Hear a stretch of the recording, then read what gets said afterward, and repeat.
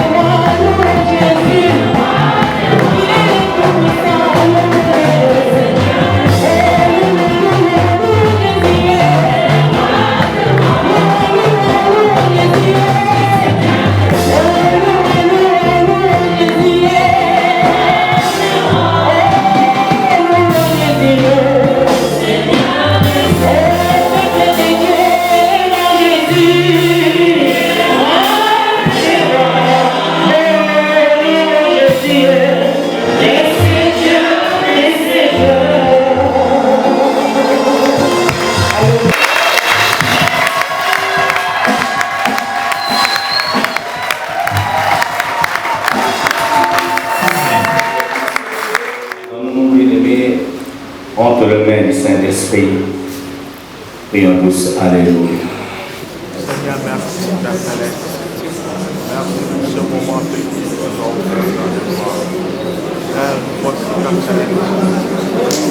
Ne sois pas pareil. Je besoin d'un grand changement. Je besoin d'un bouleversement total de tout mon être entier par rapport à ta parole.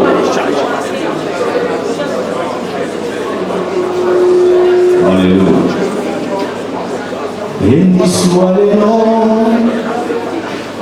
béni soit le nom, béni soit le nom.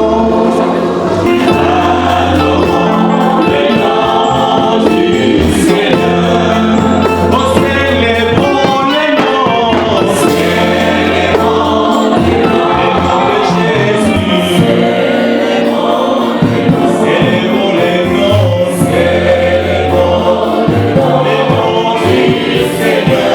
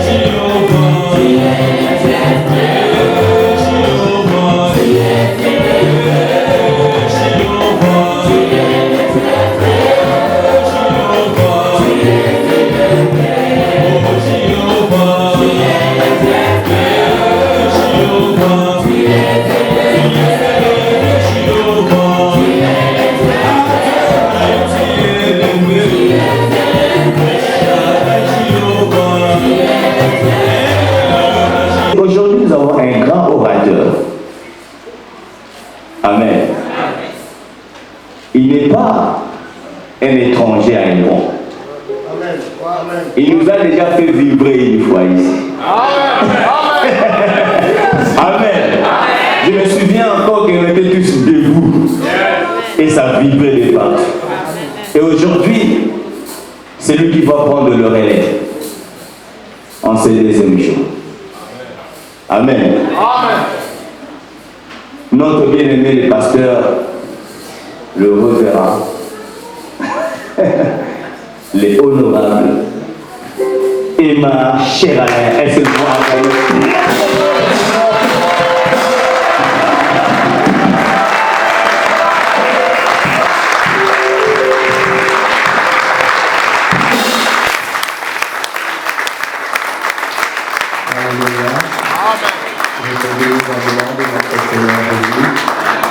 Là où tu es, toi qui es encore assis ou assise, nous t'attendons, s'il te plaît. Tu vas te mettre debout pour la gloire de notre Dieu et je vais te demander de faire quelque chose de prophétique. C'est que tu vas saluer 2-3 personnes dans la salle et tu vas lui dire que la paix de notre Seigneur Jésus soit dans ton cœur. Alléluia. Avec un gros sourire, tu te déplaces. Il te dit, je te donne ma paix. Alléluia. C'est la paix de Jésus qui surpasse toute intelligence soit encore dans ton cœur. Je veux entendre un amen dire. Un amen puissant. Un amen prophétique. Je veux que tu acclames encore très fort pour moi. Ainsi, tu peux t'asseoir là où tu es. Je bénis le Seigneur pour la grâce et le privilège qu'il me fait encore de me retrouver au milieu de vous. Alléluia. Amen. C'est pour moi un honneur de parler au peuple de Dieu. Alléluia. Amen. Et je veux vraiment bénir particulièrement le pasteur Blanchard qui aussi vraiment m'a fait cette grâce d'être là et surtout tout l'amour qu'il témoigne à mon égard. Alléluia. Amen. Bien-aimé, je vais te dire, toi qui es là, que tu as un bon pasteur. Alléluia. Amen. Aussi jeune que je peux paraître, ça va faire bientôt près de 18-19 ans que je sers Dieu, j'en ai vu des pasteurs. Et quand je te dis que tu as un bon pasteur, tu peux me croire que tu as un. Alléluia. Si tu es fier de ton pasteur, acclame très fort pour ton Dieu. Et je salue aussi la présence du docteur Emmanuel Kama qui nous a bénis hier, qui nous a fait beaucoup du bien. Alléluia. Amen. Hier, il a posé encore les fondements, les bases qui étaient, on va dire, l'introduction de cette deuxième édition. Que Dieu vous bénisse, homme de Dieu. Alléluia. Amen. Amen. Amen. Amen. Seigneur. Maman Cécilia, viens adorer avec moi, s'il te plaît. Tu vas nous conduire dans de cantiques d'adoration et nous voulons encore que le Seigneur prépare nos cœurs à recevoir sa parole. L'Éternel s'adressant à son serviteur, il dit, je ferai selon ce que j'entendrai monter à mes oreilles. Alléluia. Et déjà lui dire, Seigneur, merci pour ces moments que tu es en train de disposer. Merci pour ton esprit qui est là présent. Merci Seigneur pour tout ce que tu vas accomplir puissamment. Dis-lui que tu es le Dieu qui combat pour moi les combats visibles comme invisibles. À cause de ton nom, je n'ai à craindre ni la terreur qui frappe le jour, encore moins les flèches qui survolent la nuit. Car Seigneur, tu es pour moi un salut. Éternel Dieu Tout-Puissant, je veux te reconnaître encore ce soir. Je veux te dire que tu es tout pour moi. Mon serviteur l'a dit, Seigneur, à qui dirais-je, c'est toi qui as les paroles de la vie. Prépare mon cœur, Seigneur, semblable à une terre fertile, afin, Père, que ta parole, ô Dieu, produise en moi des fruits dignes de repentance. Je suis en train de prier là où tu es, dans le nom de Jésus. Merci pour ta grâce.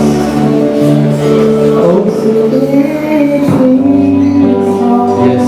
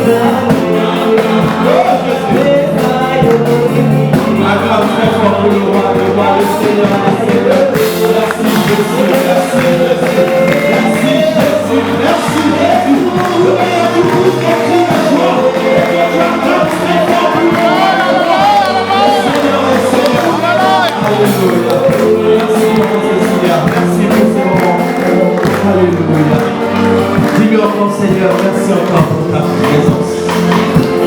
Parle-lui encore, bien-aimé, longue-lui des paroles douces. Alléluia.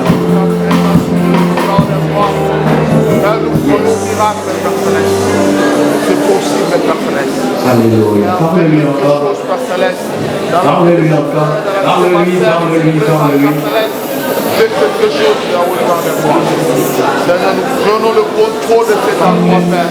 Car tu as dit que là où il y a la présence de Dieu, c'est l'absence de ta Seigneur. Oh Seigneur, merci.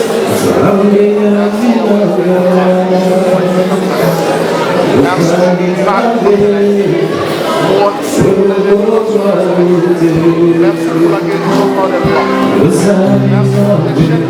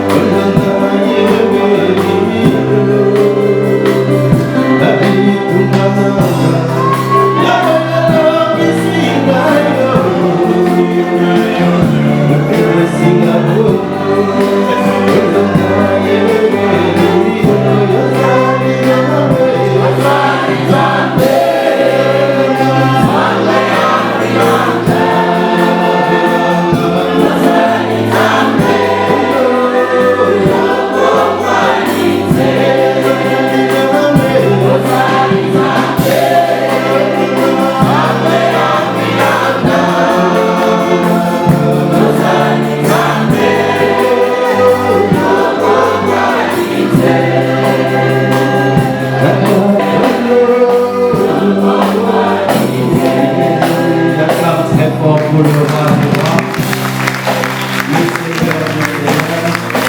Dieu bénisse la chorale. Alléluia.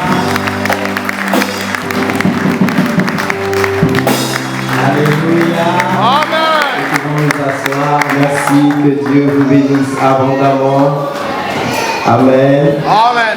Alléluia. Amen.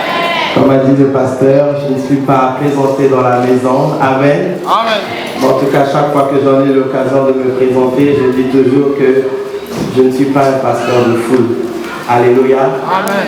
C'est-à-dire que toutes mes prédications, ou mes enseignements, ou mes messages sont toujours adressés à une catégorie de personnes. Alléluia. Amen. Moi, je me parle aux aigles. Est-ce qu'il y a des aigles dans la salle? Amen. Est-ce que les aigles vont acclamer très fort pour le roi des rois?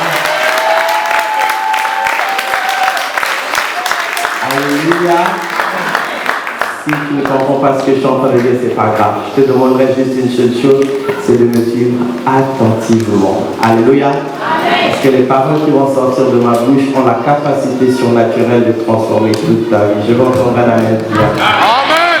Alléluia. Amen. Alors, bien aimés, aujourd'hui, nous sommes à notre deuxième jour de notre convention vocation céleste. Amen. Hier, j'ai béni le pasteur Blanchard lorsqu'il a défini même la vision de cette convention. Alléluia. Il disait que cette convention a pour but de former, aiguiser et préparer le peuple de Dieu au retour imminent de notre Seigneur Jésus-Christ. Alléluia. Amen. Dis à celui qui est à côté de toi, ce soir tu seras préparé. Ce soir tu seras aiguisé. Ce soir tu seras formé pour le retour de notre Seigneur Jésus. Je vous entends un amen hier. Alléluia. Alors, notre texte de base qui nous a été donné, qui définit même l'essence de la vision de cette convention, se trouve nulle part que dans le livre de Matthieu, chapitre 22. Alors, nous ouvrons tous nos Bibles dans le livre de Matthieu, chapitre 22. Et c'est cette courte phrase du verset 14 qui constitue le texte de base de cette convention. Alléluia. Alors, j'aimerais par contre que nous puissions faire notre lecture à partir du verset 1 pour une bonne compréhension de ce que je vais partager ce soir. Alléluia. Suivez-moi attentivement, s'il vous plaît, parce que je vais aller vite. Amen. Amen. La Bible dit ceci. Jésus, prenant la parole, leur parla de nouveau en parabole. Dites avec moi en parabole. En parabole. Et il dit, le royaume des cieux est semblable à un roi qui fit des noces pour son fils. Amen. Amen. Il envoya ses serviteurs appeler ceux qui étaient invités aux noces, mais ils ne voulurent pas venir. Alléluia. Il est très bien. Il continue au verset 4. Il dit, il envoya encore d'autres serviteurs en disant, dites aux conviés, voici j'ai préparé mon festin, mes bœufs et mes bêtes grasses sont tués, tout est prêt, venez aux noces. Mais sans s'inquiéter de l'invitation, ils s'en allèrent, celui-ci à son champ, celui-là à son trafic. Amen. Amen. Et les autres se saisirent des serviteurs, les outragèrent et les tuèrent. Le roi fut irrité, il envoya ses troupes, firent périr ses meurtriers et brûla leur ville. Alors il dit à ses serviteurs, les noces sont prêtes, mais les conviés n'en étaient pas dignes. Allez donc dans les carrefours et appelez aux noces tout ce que vous trouverez. Ses serviteurs allèrent dans les chemins, rassemblèrent tout ce qu'ils trouvèrent, méchant et bon, et la salle des noces fut pleine de convives.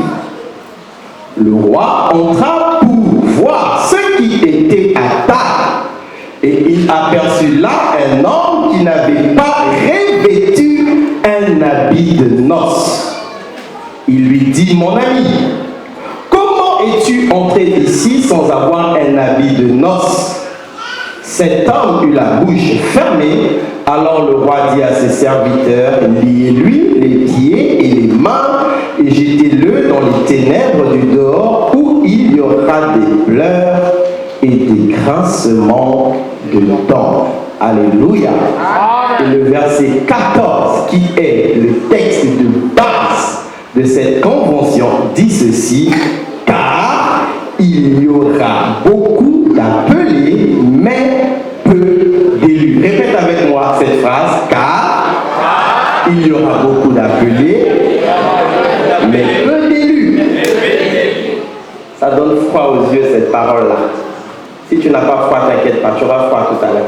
Amen. Parce que moi, ça me donne la chair de poule. Alléluia. Amen. Nous sommes fermés, je vais prier pour la parole éternelle. Dieu nous te bénisse pour ta parole qui va être annoncée dans ces lieux.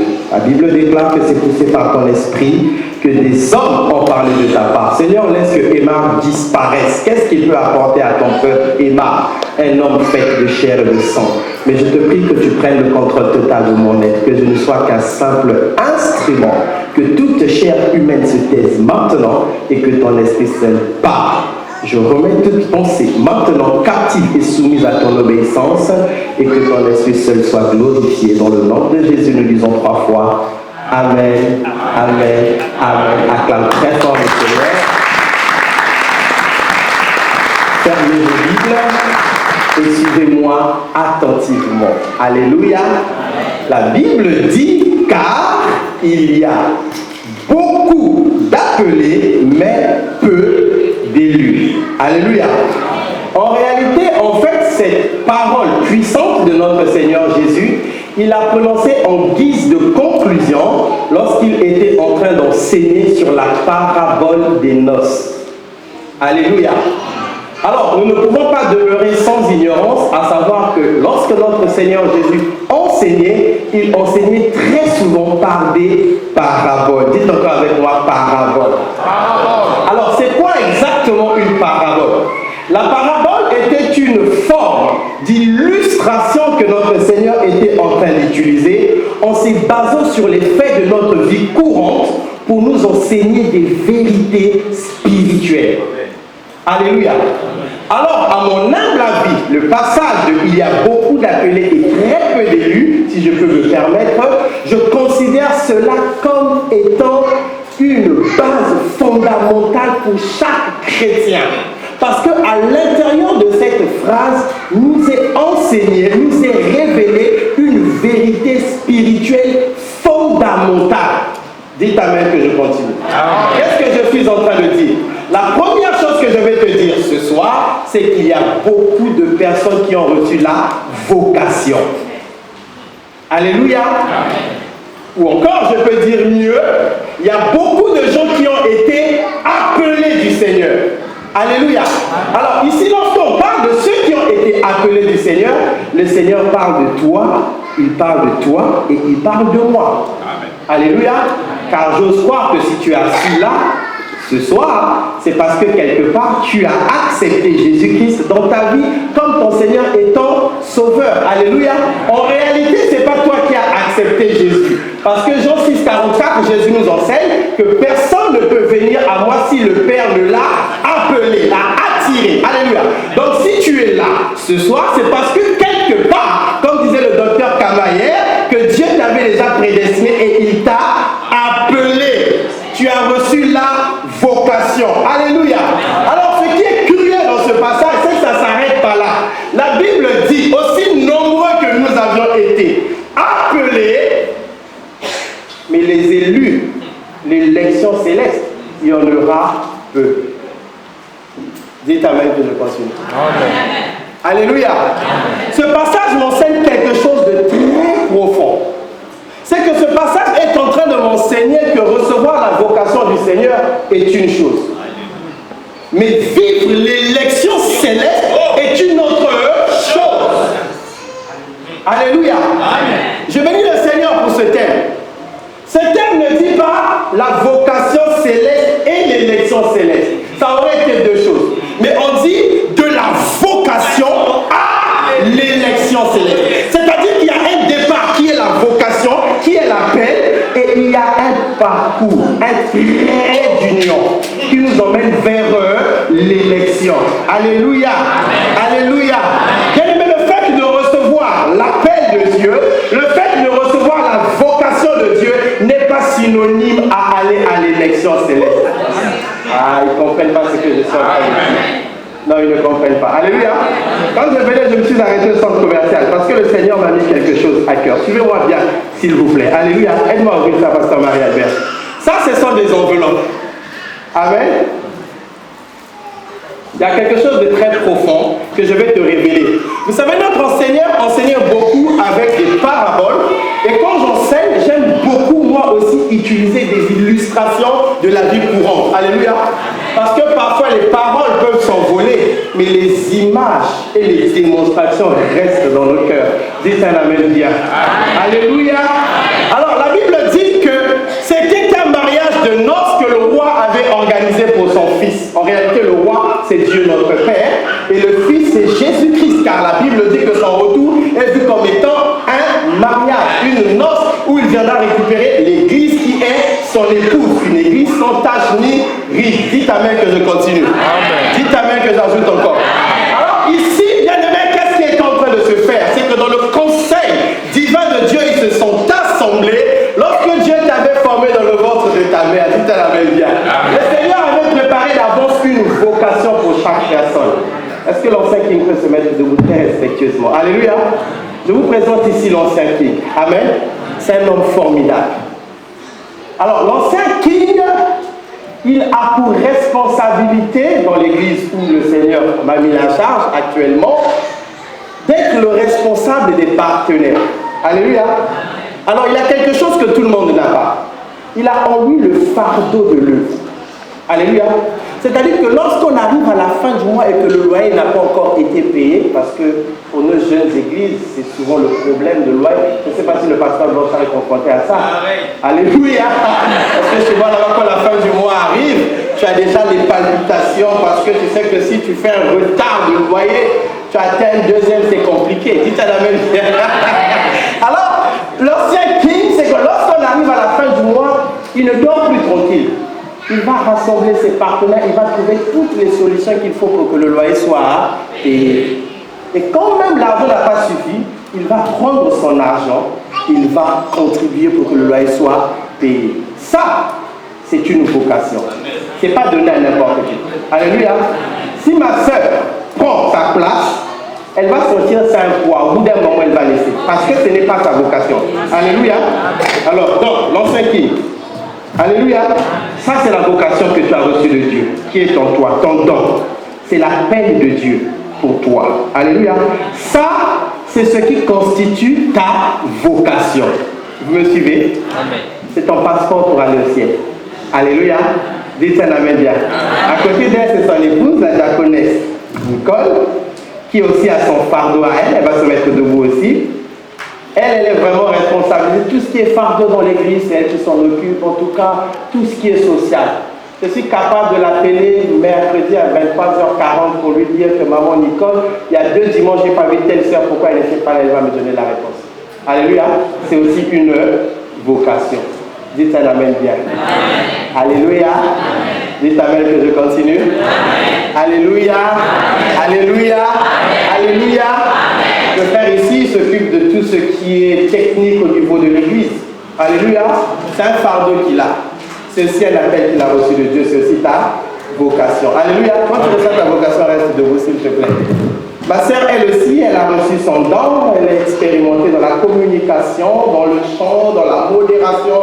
Dieu a mis en elle des talents. C'est aussi quoi? Sa vocation. Les chants qui sont où? C'est aussi ta vocation. Est-ce que le protocole est là? Viens frère, du protocole.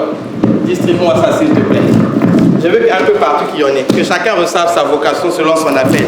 Un peu partout. Quand tu reçois ta vocation, tu te mets debout s'il te plaît. Alléluia. Et moi-même le pasteur aussi, je prends ma vocation. Parce que cette histoire-là, ça concerne aussi les pasteurs. Je parle à quelqu'un. Dites un amen que je continue.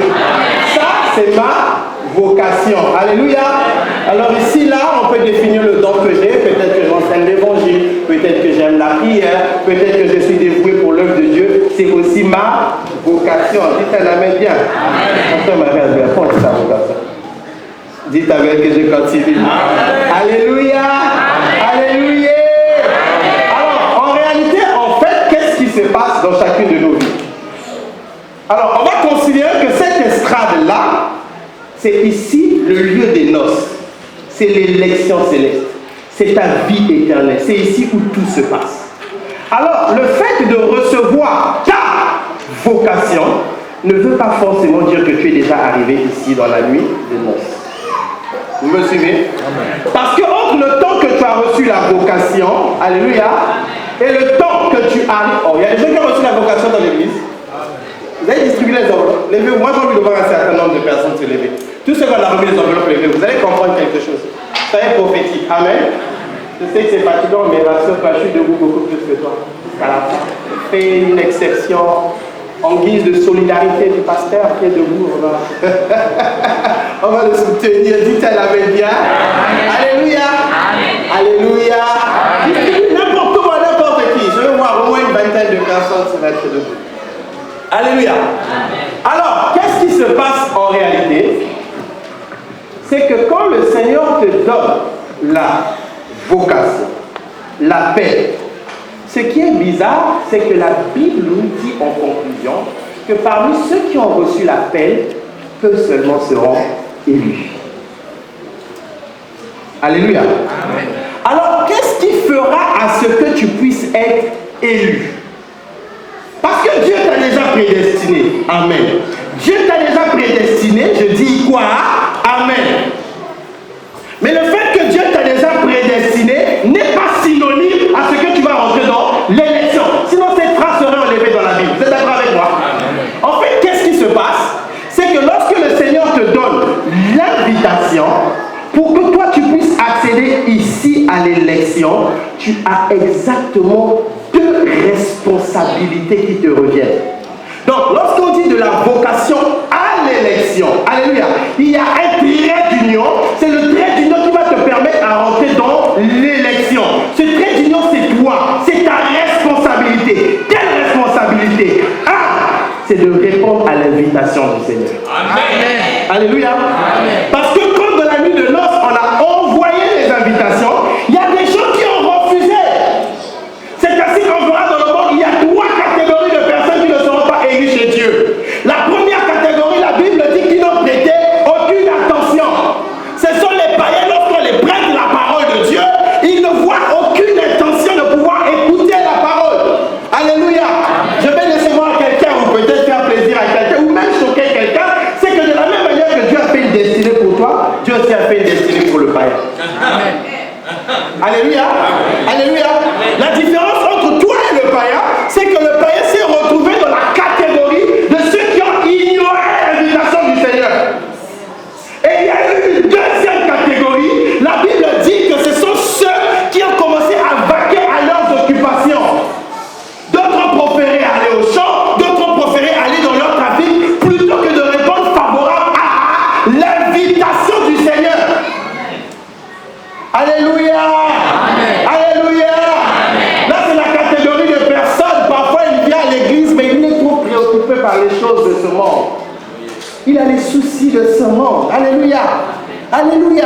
Il y a des priorités qui passent avant dans sa vie, plutôt que de venir servir le Seigneur. Je parle à quelqu'un. Répondre à l'invitation du Seigneur. Donc, pour que tu sois élu, alléluia, la première condition, c'est que tu dois d'abord répondre favorable à l'invitation du Seigneur. Dieu t'a donné la vocation, il t'a donné l'invitation, mais pour que tu entres, il faut d'abord que toi tu répondes à l'invitation. Alléluia. Là, ce n'est pas Dieu, hein. C'est toi. C'est pas la Bible, c'est toi. La Bible dit dans Deutéronome 30 à partir du verset 19, j'en prends à témoin contre vous le ciel et la terre. Je mets devant toi la vie et la mort, la malédiction et la bénédiction. Le plus grand pouvoir que Dieu a doté à l'homme s'appelle le libre arbitre. Le choix de choisir de faire ou de ne pas faire. Tu vois, si la personne est attachée les fils, si tu décides demain de ne plus jamais venir à l'église, tu ne viendras plus aussi parce que tu es le maître de toi-même. Ils n'ont pas compris ce que j'ai dit. Je l'amène encore plus fort. Alléluia. Donc c'est ta responsabilité à toi. C'est pas une question de pasteur, c'est pas une question de ce que Dieu a dit, c'est pas une question que Dieu te dit. Non, c'est ton choix, c'est ta décision de répondre. Alléluia. Alors ici, bien aimé, il y a une deuxième qui est très dangereuse. C'est que bien que tu peux répondre à l'invitation du Seigneur, parce que parmi ceux qui avaient répondu, la Bible dit qu'ils sont arrivés. Mais quand le roi est rentré, il y en avait un qui avait répondu, mais il n'était pas revêtu de la tenue de mort. Alléluia. Alléluia. Amen. Donc, non pas seulement que tu dois répondre, mais tu dois être revêtu. Et c'est là où beaucoup de gens échouent. Parce que beaucoup de gens répondent, beaucoup de gens viennent à l'église, mais très peu de gens sont revêtus. Ah, ils ne comprennent pas ce que je suis en train de dire. Écoutez-moi très bien. La Bible dit ceci dans le livre de 1 Corinthiens chapitre 10 à partir du verset 11. Que ces choses sont arrivées pour notre... Alléluia. Non, il dit pour nous servir d'exemple, et ceci a été écrit pour notre édification. Allez me dire, c'est écrit là. Ces choses leur sont arrivées pour servir d'exemple, et elles ont été écrites pour notre instruction ou édification. C'est exactement la même chose. Il y a un passage de la Bible où il y a des faits qui se sont produits. Alléluia. Où il y a eu également un appel à une élection. Je ne dirais pas céleste, mais je pouvais dire divine. Parce que l'élection céleste, c'est la finalité. On va ouvrir nos Bibles dans le livre de Juges, chapitre 6, à partir du verset 34. Alléluia. Amen. Ceux qui ont reçu l'appel, souffrez d'abord un tout petit peu. Bientôt, vous allez vous asseoir. Mais on ouvre d'abord nos Bibles. Juges, chapitre 6, à partir du verset 34. La Bible dit ceci. Gédéon fut revêtu de l'esprit de l'Éternel. Il sonna de la trompette à Ebiézer, il fut convoqué pour marcher à sa suite. En fait, qu'est-ce qui s'est passé? Ici, Dieu avait parlé à Gédéon. Et le Seigneur voulait rassembler et appeler un peuple, alléluia, qui devait aller accomplir un service bien précis pour Madian. Mais lorsqu'ils ont été appelés, alléluia, la Bible dit du chapitre 7 à partir du verset 3, le même Gédéon ouvre chapitre 7, tourne juste une page, à partir du verset 3. Écoutez ce que la Bible nous dit ici. Alléluia. Publie dans ces choses d'horreur de peuple que celui qui est craintif et qui a peur s'en détourne et s'éloigne de la montagne de Gilgal. 22 000 hommes parmi le peuple sont retournés. Alléluia. Et il en resta 10 000. Donc si on prend 10 000 plus 22 000, ça fait combien? 32 000. C'est-à-dire que le verset précédent que nous avons lu, lorsque Gédéon, poussé par l'Esprit de Dieu, va sonner la trompette, cette trompette représentait la paix de Dieu.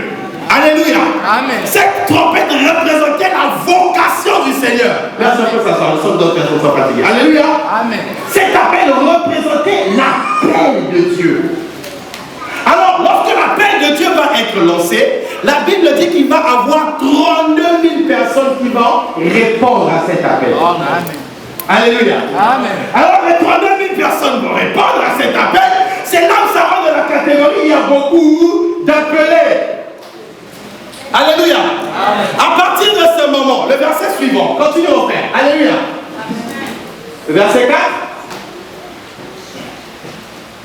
Amen. La Bible dit qu'après, lorsqu'ils vont passer par, je dirais, les principes de l'élection de Dieu, Dieu va commencer à sélectionner. L'Éternel dit à Gédéon, le peuple en prend trop nombreux, fais-les descendre vers l'eau et là, tu vas faire un triage. Alléluia. Amen. Alléluia. Amen. Passe au verset 5. La Bible dit que lorsque le Seigneur va commencer à trier, Amen. C'est que sur les 32 000 personnes qu'il y avait, descend encore le verset 6, on va aller plus vite parce que je vais tirer en longueur. Alléluia. Amen. Gédéon. La Bible dit, alléluia, j'arrive pas à lire, fais la lecture pour moi, tu as un micro à côté de toi, écoutez bien ce qu'il dit. Ceux qui appèrent l'eau, Ceux qui appèrent l'eau, en la portant à la bouche yes, avec leurs mains, voilà, furent au nombre de 300 hommes. Et tout le reste du peuple se mit à genoux pour boire. Dites ça la même bien. Amen. En fait, qu'est-ce qui s'est passé ici? Sur les 32 000 personnes qui avaient reçu l'appel de Dieu, le Seigneur va commencer à faire une sélection. 22 000 vont d'abord partir, il va rester 10 000. Quand la sélection va encore passer au deuxième étape, sur les 10 000, il va rester 300 personnes. J'ai essayé de faire un calcul. Sur 32 000, s'il reste 300 personnes, ça correspond à combien? À moins de 1%. S'il vous plaît. Moins de 1%. Et aujourd'hui, je peux me permettre de dire, en regardant l'église aujourd'hui, si on essaie de faire un pourcentage des personnes qui seront sauvées, excusez-moi, mais je pense qu'on aura peut-être un nombre aussi inférieur à 1%. Nos églises aujourd'hui sont remplies pas des disciples de Jésus, mais des fanatiques de Jésus. Amen. Les pasteurs se sont efforcés à fabriquer non pas des disciples, mais des fanatiques. Bien-aimé, je vais me permettre de te dire ce soir que tu as qu'une seule vie. Peut-être que tu ne le savais pas, tu n'en as pas deux. Il arrivera un temps où tu vas mourir. Alléluia. Et tu passeras par un temps où le Seigneur, tu vas rendre des comptes. Alléluia. Les chrétiens ont perdu la priorité de chacune de nos vies. Vous savez, lorsque la Bible est en train de nous parler de mariage de noces, comme dans un mariage, une relation sentimentale, un mariage uni et solide, c'est pas comme un homme et une femme. Alléluia. Mais un véritable amour, c'est comme deux personnes saines. Je parle à quelqu'un. Ce qui est en train de détruire le chrétien aujourd'hui, c'est que les chrétiens passent plus de temps à chercher à comprendre l'amour que Dieu a pour lui. Le chrétien passe plus de temps à comprendre ce que Dieu va faire dans sa vie. Alors là, la liste est longue. Seigneur, donne-moi le travail, les papiers, le mariage. Encore bénis-moi parce que j'ai eu la maison. Après, la maison ne suffit plus. Une grande maison. Après, c'est plus la grande maison, une voiture. Après, une grosse voiture. Il y a tellement de choses. On est plus préoccupé à savoir qu'est-ce que Dieu nous a promis. Bien-aimé, ce soir, je ne suis pas là pour te parler de l'amour que Dieu a pour toi, mais je vais te parler de l'amour que toi tu as pour Dieu. Amen. Ce qui m'intéresse ce soir, ce n'est pas de savoir ce que Dieu va faire dans ta vie, mais c'est ce que toi tu dois faire pour ton Dieu. Alléluia. C'est ça qui nous a fait perdre l'équilibre. On a perdu la priorité des choses. On attend aussi une chose de Dieu, mais est-ce que tu savais que Dieu attend aussi quelque chose de toi? Amen. Alléluia. Le jour où tu as reçu la vocation de Dieu, le jour où tu as reçu l'appel de Dieu, alléluia, le Seigneur a des devoirs envers toi, alléluia, en tant que Père. Mais je vais te dire que toi aussi tu as des obligations envers Dieu. De la même manière que tu attends de Dieu, Dieu aussi attend vis-à-vis de toi. Alléluia. Alléluia. Ce qui m'intéresse ce soir, ce n'est pas seulement de savoir qu'est-ce que la parole de Dieu a promis pour moi. Non. Ce soir, ce qui m'intéresse, c'est que qu'est-ce que toi tu fais pour la parole. Ce qui m'intéresse ce soir, ce n'est pas de savoir quelles sont les promesses que Dieu a faites dans ma vie, mais plutôt quelles sont les promesses que toi tu as faites à l'égard de ton Dieu. Ah, ils ne comprennent pas ce que je suis en train de dire. Écoute-moi très bien, je vais te bouleverser, je vais te choquer. Je vais te dire quelque chose qui va rester amer au fond de ton cœur. Nous sommes assis là, Dieu nous aime, mais Dieu ne nous aime pas tous de la même manière. Que personne ne te trompe. La Bible nous dit que Dieu a tant aimé le monde, je dis Amen. Mais Dieu ne nous aime pas tous de la même manière. Il y a des gens que Dieu aime, il y a des gens que Dieu aime un peu, il y a des gens que Dieu aime tellement, et Dieu a des amis à qui il ne résiste pas.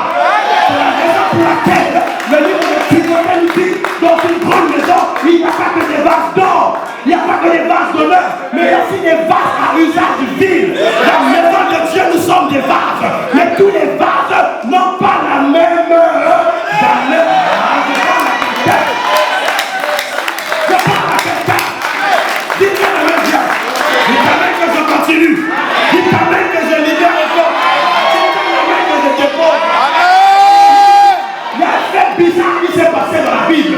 La Bible dit que Jésus a sélectionné ses disciples. Il les a choisis. Il les a aimés. Il les a enseignés. Mais l'amour que Jésus avait pour chaque disciple n'était pas le même. Je vais te le prouver. La Bible dit que le dernier repas que Christ a mangé sur la table, il a révélé à ses disciples, parmi vous, il y a un qui va me trahir. La Bible dit que l'apôtre Pierre pose la question. Jésus, dis-nous qui va te trahir. Jésus l'a regardé. Ce n'est pas à vous de le savoir. Tu dois seulement savoir que j'ai dit qu'un va me trahir. Alléluia. Il a fait une prière à Dieu. Dieu a refusé la prière. Et Pierre était révélé. Pierre a compris que parmi nous, il y a un à qui Jésus ne résiste pas. Pierre a soufflé à Jean. Pose la question. Qui va te trahir? Au même instant, Jean a posé la même question. Il lui dit, Seigneur, révèle-nous qui va te trahir. Et là, la réponse de Jésus a changé. La réponse de Jésus a changé. Jésus dit, celui qui va plonger le pas dans la même bouche que moi, c'est celui qui va me trahir. Jésus donne la réponse. Il y a des prières que tu fais, il n'y a pas de résultats. Quelqu'un d'autre qui vient, il fait la prière, la gloire.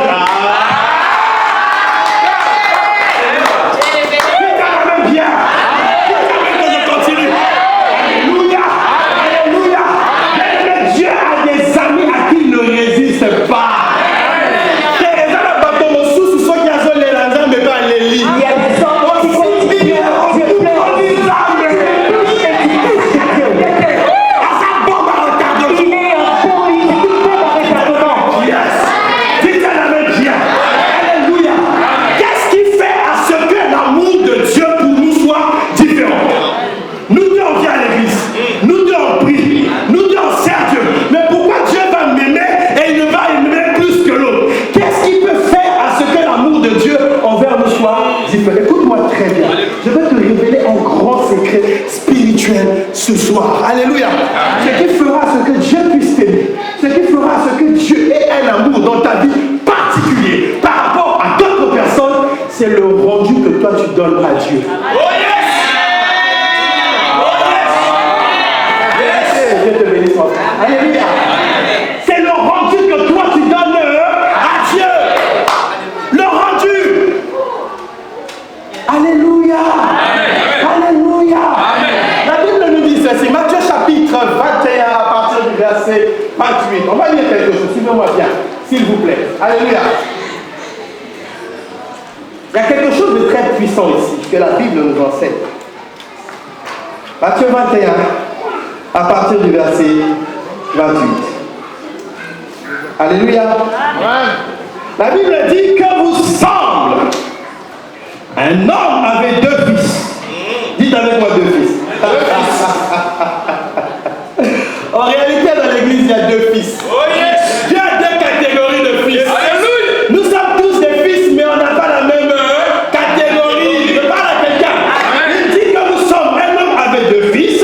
S'adressant au premier, il dit, mon enfant, va travailler aujourd'hui dans ma ville. Il répondit, je ne veux pas. Alléluia. Amen. Ensuite, il se répandit et il alla. Ça, c'est le premier fils. On l'a envoyé, il a refusé. Mais après, il s'est répandu et il a fait quoi? Il est parti. La Bible continue. Alléluia. Ici, maintenant, au verset 30, s'adressant à l'autre, il dit la même chose. Et ce fils répondit, je veux bien, Seigneur. Et il n'alla pas. Et Jésus pose la question. Lequel des deux a fait la volonté de son Père? Il répondit le premier. Alléluia. Amen. Alléluia. Amen. Alléluia. Amen. Le premier. C'est-à-dire que ici, l'amour du Père était en fonction du rendu du Fils envers le Père. Alléluia. Amen. C'est comme dans la maison, tu peux avoir plusieurs enfants. Mais s'il y en a un qui ne t'écoute jamais, qui est têtu, qui est rebelle, ce qui est sûr, même ta façon d'être avec lui, il y aura une différence. Je parle à quelqu'un. C'est normal. C'est normal. Amen. Alors ce que tu dois savoir ce soir, c'est que bien aimé, il y a quelque chose que Dieu attend de toi. Alléluia.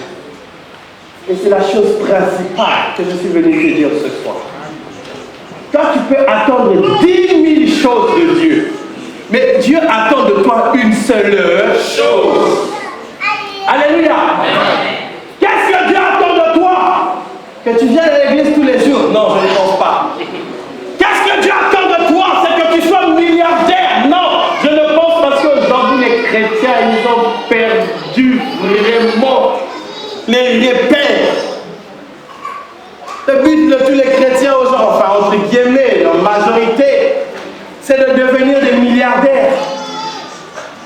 Ce n'est pas la priorité de Dieu de faire de toi milliardaire. Je parle à quelqu'un. Ce n'est pas la priorité de Dieu de faire de toi un milliardaire. Qu'est-ce que Dieu attend de toi? C'est que tu aies le meilleur maquillage tous les jours quand tu viens à l'église, avec toute la tenue qui brille comme le soleil de 12 heures. Non, c'est pas ça que Dieu attend de toi. C'est pas ça qu'il attend de toi. Qu'est-ce qu'il attend de toi? C'est que tu chantes avec une voix angélique. Non, Dieu n'attend pas ça de toi. Tu peux attendre 10 000 choses de Dieu. Ce soir, je vais te dire que Dieu attend une seule chose de toi. Et c'est cette chose qui changera tout dans ta vie. Viens, amen, viens. Mais si tu commences à vivre en ayant pour priorité ton rendu à Dieu, c'est à ce moment que tu rentreras dans la gloire. Si tu commences à vivre en ayant comme priorité ce que Dieu attend de toi, Amen. Alléluia, les priorités de ta vie ne seront plus ton problème. Amen. Les choses qui t'échappent à ton contrôle ne seront plus de ton problème. Ça va rentrer dans le domaine de Dieu. Qu'est-ce que tu es en train de dire? Tu es en train de dire quoi? Tu dis quoi? La Bible nous enseigne, un jour Dieu a demandé quelque chose de bizarre à Abraham. Alléluia. Comme Dieu se révèle dans la vie d'Abraham, il dit à Abraham, je vais te donner un fils. Alléluia. Abraham reçoit la vision. Lorsqu'il reçoit la vision, il partage avec sa femme Sarah.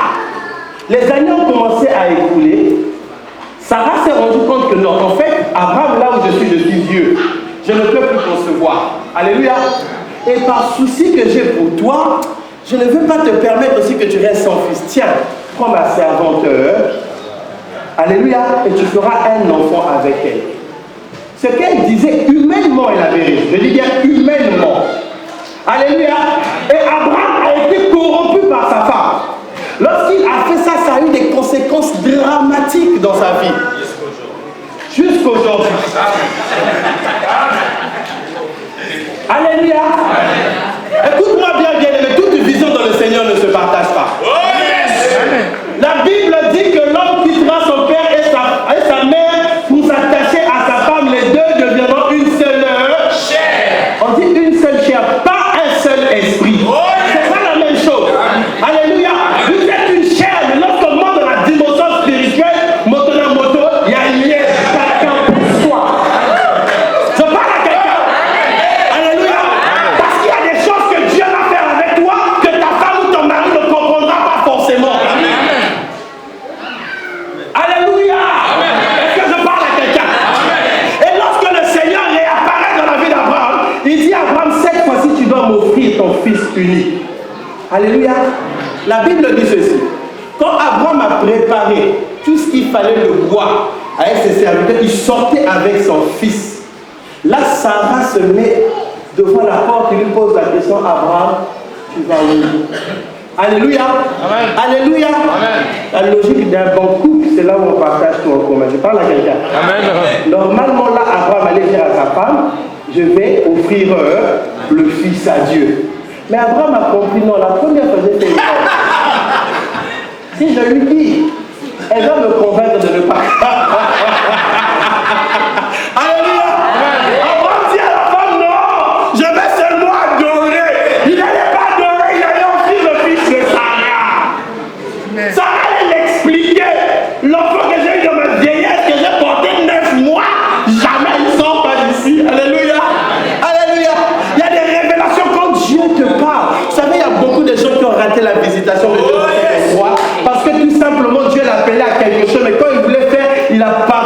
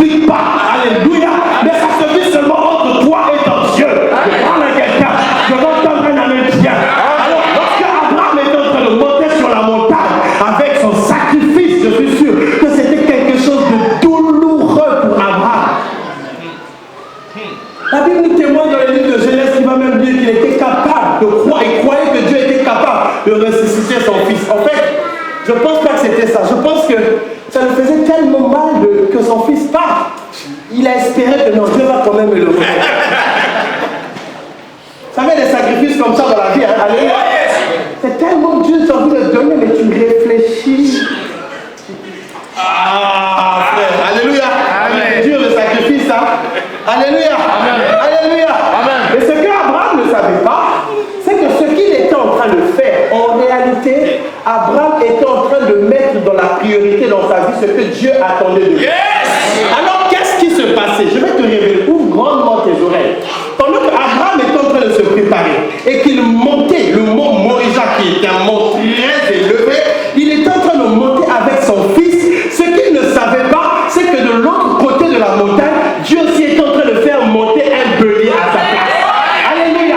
Pendant qu'Abraham se souciait de la priorité de Dieu, Dieu se souciait de la priorité d'Abraham.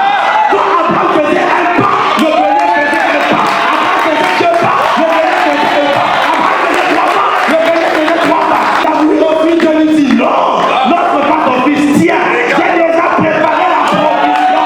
Je dis à quelqu'un, même ce que tu ne vois pas, soucie-toi seulement des priorités de Dieu. Des priorités de Dieu. Amen. Bien que Dieu soit ta priorité. Amen. Alléluia. Amen. Que Dieu soit ta priorité. Ce soir, bien aimé, je veux créer en toi un examen de conscience. Je veux en fait que tu remettes toute ta vie chrétienne en question. Que tu prennes la copie de ta foi et que tu commences à regarder tes erreurs. Je parle à quelqu'un. Mets de côté tous tes raisonnements défensifs. Vous savez, il y a des gens comme ça, hein? Ils ont des raisonnements défensifs. C'est un ivrogne comme c'est pas perdu. On va lui dire que boire c'est pas bien. Il va t'expliquer que dans la Bible, il n'y a aucun verset où c'est interdit de boire.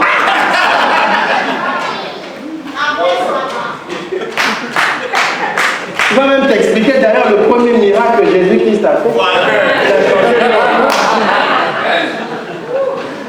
Je vais te dire que c'était prophétique. Parce que ceci est en train de représenter ta vie. Parce que le premier miracle que Dieu fait dans ta vie, il prend la personne naturelle que tu es, il te transforme en surnaturel. Je parle à quelqu'un. Alléluia. Il y a des gens comme ça qui ont des raisonnements défensifs. Vous savez, il y en a un qui m'a dépassé, je me suis assis. J'ai cherché même pas le répondre, je n'ai pas trouvé. Je lui ai expliqué, frère, ce que tu es en train de faire, c'est de la fornication, ça ne glorifie pas Dieu. Il me sort un verset biblique, il me dit, la Bible dit, tout ce qui n'est pas le fruit d'une conviction est un péché. Donc en fait, tu me dis quoi? Si tu fais la fornication avec conviction, c'est pas un péché. Oh oui, pasteur.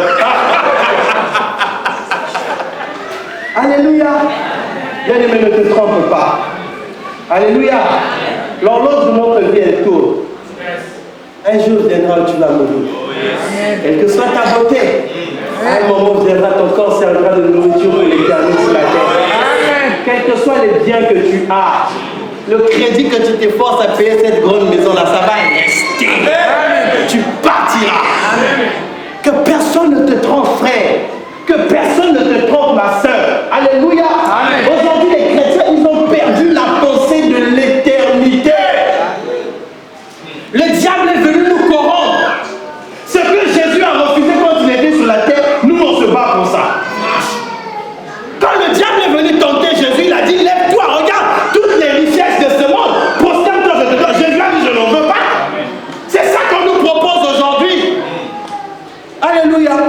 Venez, tu auras ça. Tu seras milliardaire. Recevez, tu auras ça. Tu seras ceci, tu seras cela. Et on n'a aucune notion de foi. Jésus pose la question dans le livre de Marc. Il dit, lorsque le Fils de l'homme reviendra sur la terre, est-ce qu'il trouvera la foi? Alléluia. Alléluia. Le fait de crier Jésus, Jésus, Jésus tous les jours ne veut pas forcément dire que tu es avec lui. Le monde bien-aimé a un regard, mais Dieu aussi a un regard. Le monde a une façon d'apprécier les choses, mais Dieu aussi a une autre façon d'apprécier les choses. Amen. Je parle à quelqu'un. Alléluia. Les hommes du monde aujourd'hui peuvent regarder l'église, ils évaluent les grandes églises par rapport au nombre d'adhérents qu'il y a. Alléluia. Amen. Il va te dire que c'est une grande église, une méga église, parce qu'on a 10 000 membres. Mais Dieu ne voit pas les choses comme ça.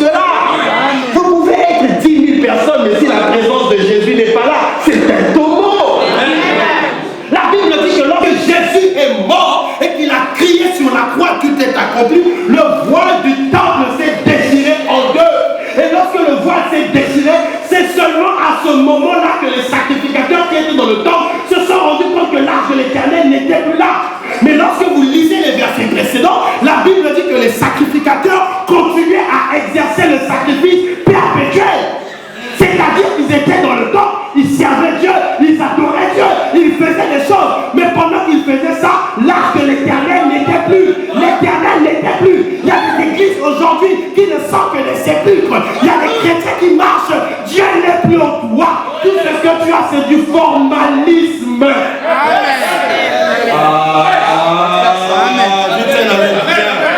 Dites amen que je continue. Une grande église se reconnaît par la présence de Jésus dans cette église. Point final. Je parle à quelqu'un. Alléluia. Alléluia. Je n'ai jamais eu des ambitions d'avoir 10 000 mots, ça ne m'intéresse pas. Que Dieu conduise comme il veut. Je sers Dieu avec la même foi, avec la même détermination.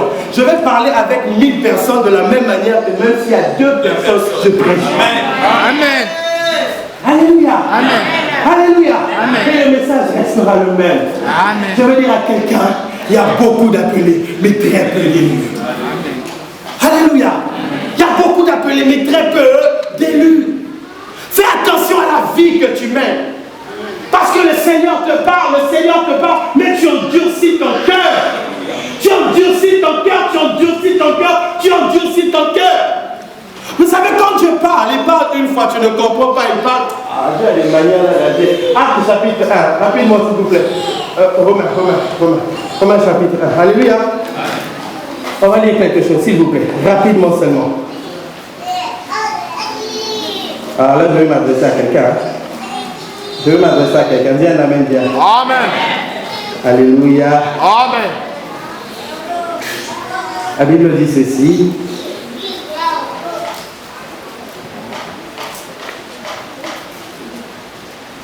Verset 18. Car la colère de Dieu se révèle du ciel contre toute impiété. Écoutez bien, s'il vous plaît. Alléluia. J'aime beaucoup ce verset-là. Amen. Il faut l'aimer. Parce qu'il parle bien de ce verset. Alléluia. Amen. Il dit ceci. La colère de Dieu. Je vous prends la tête pour rien, c'était là. La colère de Dieu. Tu n'auras pas la même rapidité que moi. Amen. Ceux qui n'ont pas le Bible, disent là. Alléluia. La Bible dit ceci, verset 18. La colère de Dieu se révèle du ciel contre toute impiété et toute injustice des hommes qui retiennent injustement la vérité captive. Car ce qu'on peut connaître de Dieu est manifeste pour eux, Dieu le leur ayant fait connaître, en effet, les perfections invisibles du Dieu, sa puissance éternelle et sa divinité se voient comme à l'œil nu depuis la création du monde quand on considère dans ses ouvrages. Ils sont donc inexcusables. Suivez bien. Qu'est-ce que la Bible dit? Les perfections invisibles de Dieu, sa grandeur, sa puissance sont visibles à l'œil nu. Là, tu ne vas même pas aller loin. Si tu regardes le ciel, qui n'est suspendu par aucun poteau, mais ça ne tombe jamais, c'est la gloire de Dieu. Je parle à quelqu'un. Si tu vois la vie que Dieu t'a donnée, même le soir tu dors, tu es totalement inconscient dans ton sommeil, un insecte peut monter sur toi, tu ne te rends pas compte, mais Dieu veille sur toi, le lendemain tu te réveilles, c'est la gloire de Dieu. Amen. Il y a tellement de choses, tellement visibles qui doivent t'interpeller à réaliser que Dieu existe. Et la Bible dit que ces personnes-là, ayant pris ces connaissances, mais ils ne veulent pas servir Dieu, ils sont donc inexcusables. Alléluia. Verset 21. Puisque, ayant connu Dieu, ils ne l'ont point glorifié comme Dieu. Et ne lui ont point rendu grâce, mais ils se sont égarés dans leurs pensées et leur cœur, sans intelligence, a été plongé dans les ténèbres. Là, je parle à quelqu'un qui a un cœur sans intelligence. Ce qu'on connaît de Dieu, il manifeste. Dieu lui parle. On lui dit ce que tu fais, c'est pas bien. Laisse la vie que tu mènes. Arrête ce que tu es en train de faire. C'est tellement manifeste pour lui, mais il continue. La Bible dit ceci, verset 22. Se vantant d'être sages, ils sont devenus fous et ils ont changé la gloire du Dieu incorruptible en image représentant l'homme corruptible des oiseaux et des quadrupèdes et des reptiles. C'est pourquoi Dieu les a livrés à l'impureté selon les convoitises de leur cœur. Qu'est-ce que ça est en train de dire ici? Alléluia. La Bible dit, Amen. Amen. Dieu t'a parlé, il t'a parlé, il t'a révélé, mais tu t'es entêté. Amen. Amen.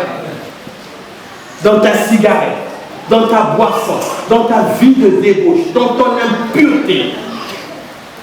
Cette vie que tu mènes qui ne glorifie pas le Seigneur, Alléluia. Amen. D'ailleurs, quand on va finir de dire Amen, tu sais où est-ce que tu es en train de te rendre, là, quand le culte finit. C'est à toi que je parle.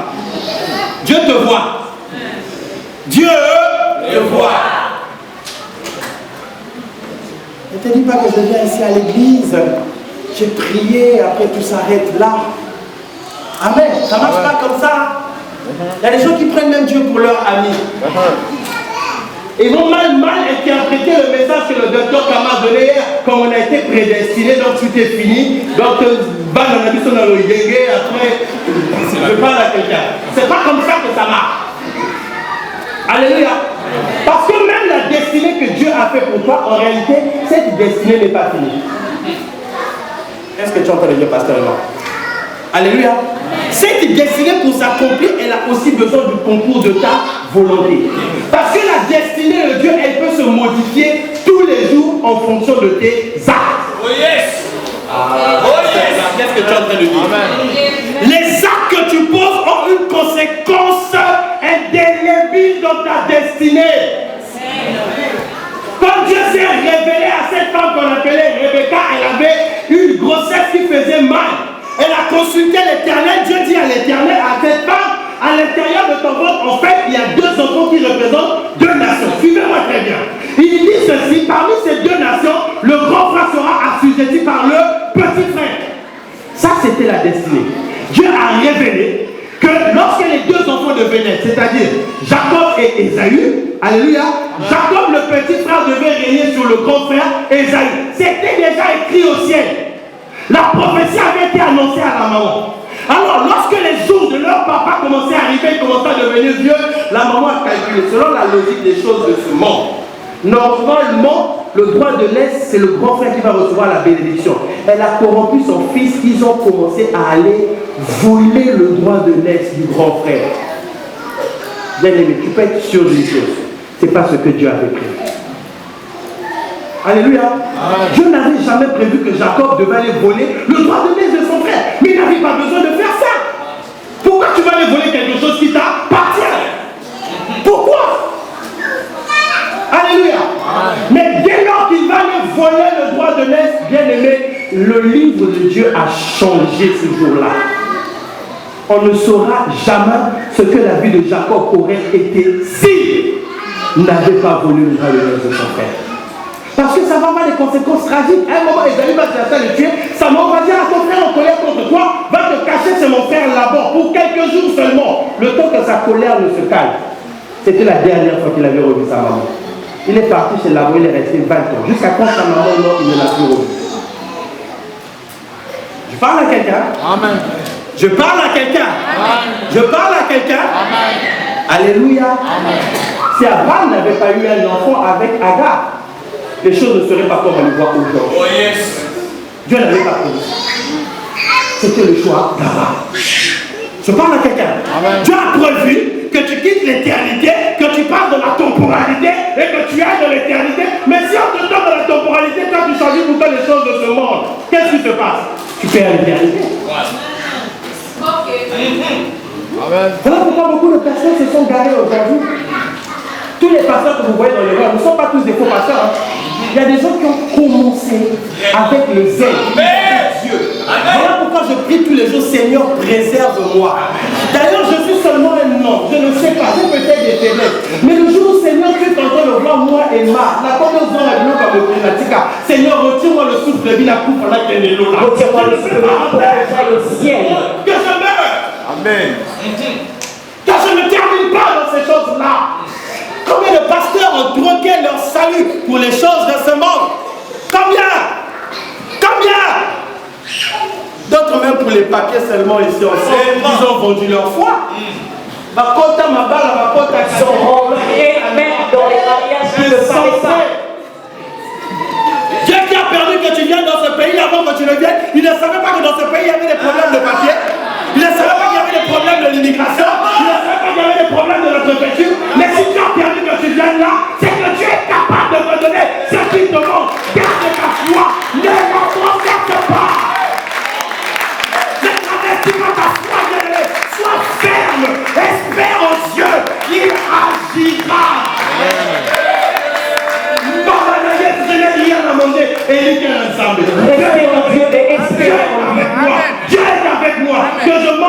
commence par il reste Dieu. Je parle à quelqu'un.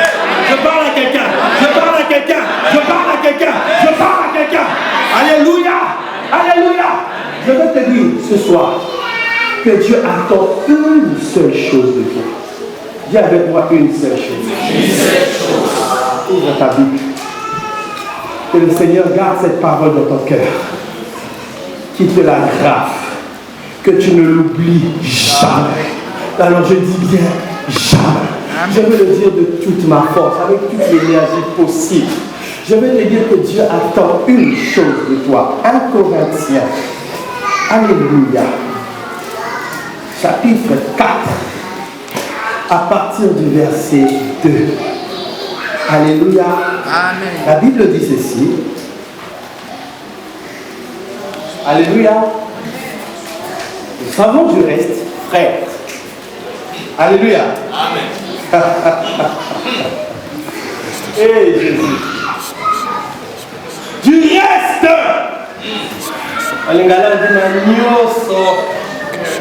Alléluia. Du reste.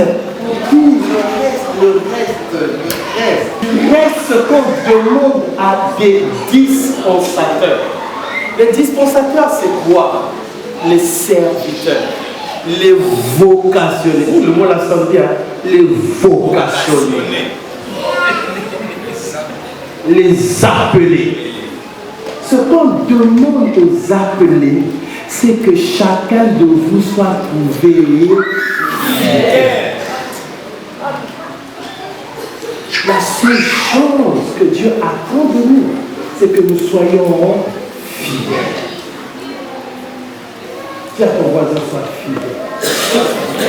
Toi, tu peux attendre 10 000 choses de Dieu, mais Dieu attend seulement une seule chose, c'est la fidélité. C'est quoi la fidélité? La fidélité, c'est le fait d'être constant dans un engagement. La fidélité, c'est le fait de ne jamais trahir ses promesses, ses choix, ses décisions. Alléluia. Tu as commencé à l'église avec une certaine dimension. Dieu te dit, reste fidèle. En fait, en vérité, excusez-moi. Je ne sais pas comment je veux le dire. Mais si on pouvait prendre entre la vocation et l'élection, c'est l'élection le plus important. Alléluia. Amen. Alléluia. Amen.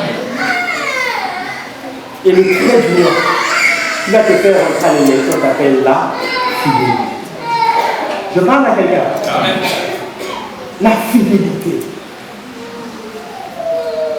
Si la vocation c'est le fait de dire oui à Dieu, la fidélité, c'est le fait de dire que oui, jusqu'à la fin, je vais rester oui.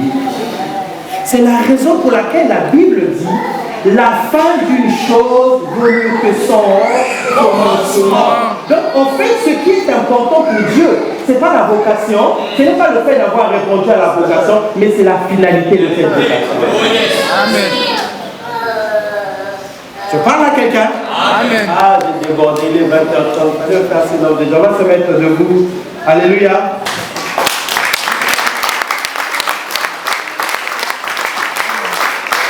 Excusez-moi vraiment. Tu vas mettre ta main droite sur ton cœur et tu vas prier. Je veux que tu rentres dedans de toi. Je veux que tu t'examines. Comment est-ce que tu as marché avec le Seigneur depuis le jour où il t'a appelé jusqu'à aujourd'hui? Je veux que tu commences à voir attendre de toi ce qu'il attend de toi. Est-ce que tu es fidèle dans tes engagements? Combien de gens ont pris les engagements à l'église? Je veux faire quelque chose pour toi, Seigneur. Seigneur, je t'aime. Seigneur, Seigneur. Ça a duré combien de temps? On ne le voit plus. Hey! Là, tu étais un homme de prière, de jeûne, mais depuis un certain temps, je ne sais pas. Si c'est le petit travail que Dieu t'a donné, tu as cru que la terre s'arrête là. Quand on te dit les heures de culte, ah, j'ai plus le temps, j'ai plus le temps. Hey, sois fidèle, sois fidèle. Alléluia. Amen. Oh mon Dieu, tu es bon. Oh mon Dieu, tu es bon. Oh mon Dieu, tu es bon. Jésus,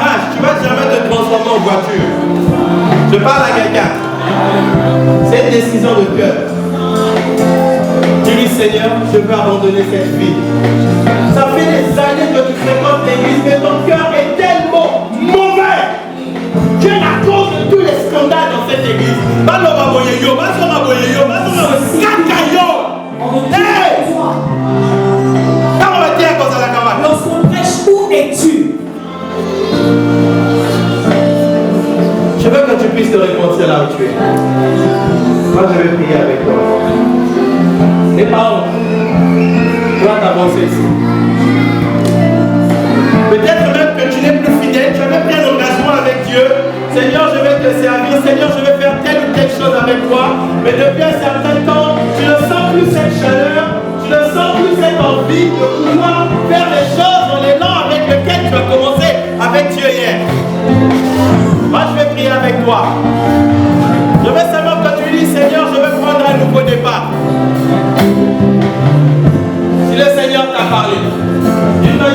une autre. On va prier ensemble. On va prier ensemble. Alléluia. Amen.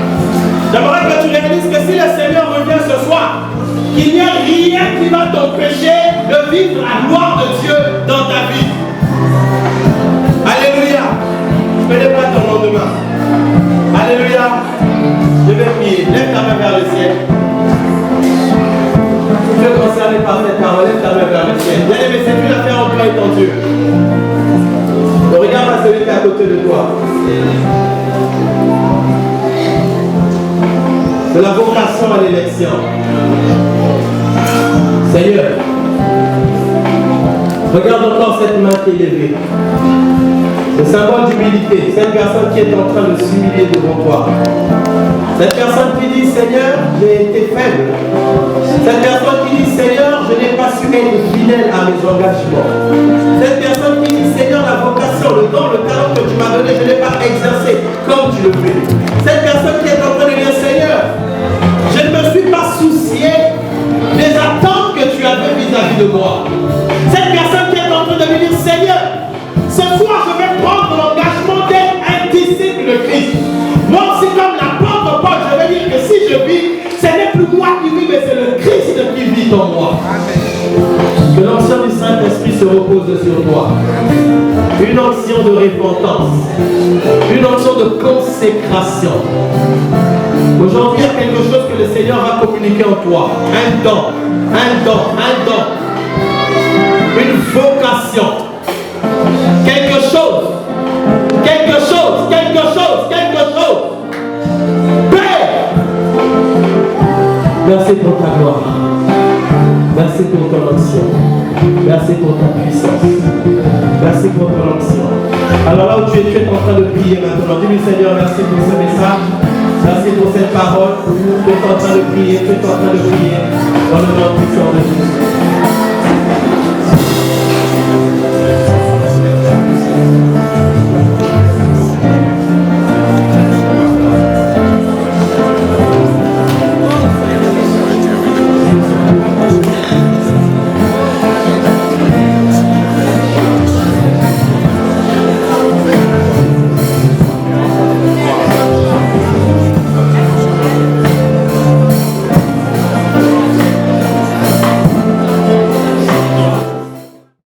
Mais vivre l'élection céleste est une autre chose. La vocation à l'élection céleste. C'est-à-dire qu'il y a un départ qui est la vocation, qui est l'appel, et il y a un parcours.